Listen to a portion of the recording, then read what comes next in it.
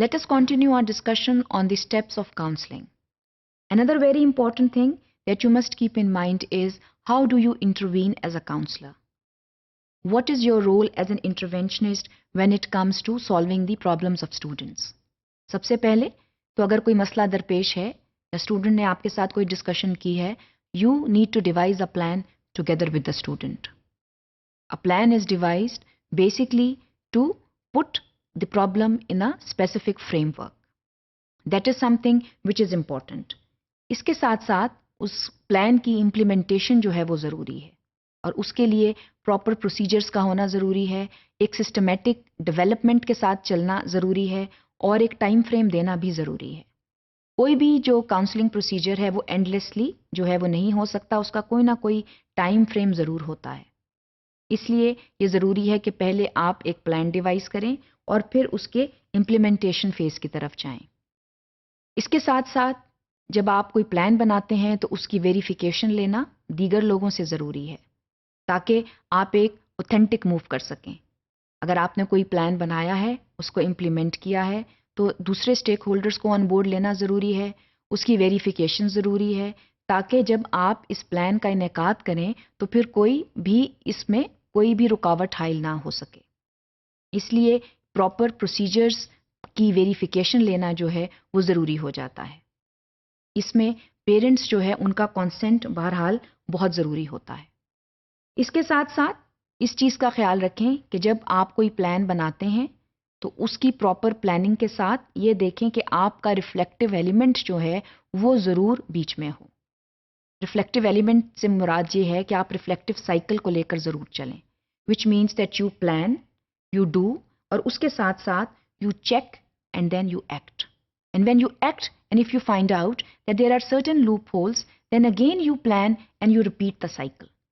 जब आप प्लान बना लेते हैं तो ये कहना गलत है कि वो एक फाइनल प्लान है. प्लान में बहरहाल तब्दीली की गुंजाइश होती है और जैसे जैसे वक्त गुजरे और जैसे जैसे आप अपने प्रोसीजर्स करें तो वहाँ पर जहाँ पर तब्दीली लाना ज़रूरी है, तब्दीली ज़रूर लेकर आएँ. इसके साथ साथ अपने जो प्लान्स हैं उनकी इवैल्यूएशन करना भी ज़रूरी है. इवैल्यूएशन से ये मुराद है कि आप एक प्रॉपर फॉलो अप ज़रूर करें. अगर स्टूडेंट को आपने काउंसिल किया है और वो आपकी काउंसलिंग टेक्निक से उसने फ़ायदा हासिल किया है तो वहाँ पर उसको छोड़ा नहीं जा सकता. उसका प्रॉपर एक फॉलो अप प्रोसीजर होना चाहिए और आपको ये पता होना चाहिए कि आपका प्लान जो है वो कब टर्मिनेट होना है, वो कब ख़त्म होना है. क्योंकि अगेन जैसे पहले कहा कि प्लान जो है वो एंडलेसली जो है नहीं चल सकता. इसके साथ साथ अगर आप समझते हैं कि रेफरल दरकार है, स्टूडेंट जो है वो यहाँ पर नहीं संभल रहा और आपके अलावा भी किसी की इंटरवेंशन ज़रूरी है तो उसको प्रॉपरली रेफ़र किया जाए. सो रेफरल प्रोसीजर्स जो हैं उनका होना भी इसीलिए ज़रूरी है.